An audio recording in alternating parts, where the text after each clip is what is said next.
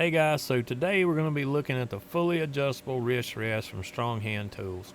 Everything comes in the box, simple instructions. All you'll need is one little Allen wrench.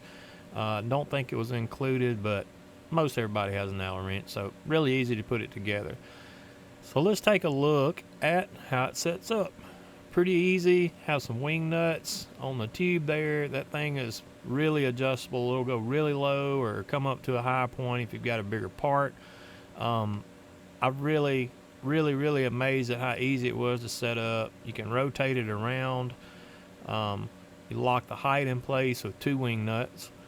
And then when you get ready to move it, it has a really super duper magnet on the bottom that will stick to any metal table very well. And then it also has some leveling screws on the back side of it, so it's not like teeter-totting back and forth. You can adjust that to where it's just rock stable. Just a little short example of even how to set it up to do a fillet weld. Just makes your hands so much more steady, and that's kind of what we're shooting for. Doing like an open corner here, I mean, you can just, it's really hard to explain that how much it helps you maintain your torch height and torch angle once you kind of get it set up for the weld you're making. Like here we're doing this little 45-degree corner, and I can rotate right out of that because this tube has this bend in it, and do my straight run right in front of my hood there. I can just carry on with that because I can just slide right down the pipe. And here we go with another just kind of a straight weld. Man, it's just amazing how much more steady you can be by using a prop like this. This one is actually really nice. It's really portable. The pipe will actually flip up and go in the little hanger there that you see on the top right hand corner for storage. It doesn't take up a lot of space. Doesn't really have a big footprint on the bottom. That magnet and those standoffs help make it super steady.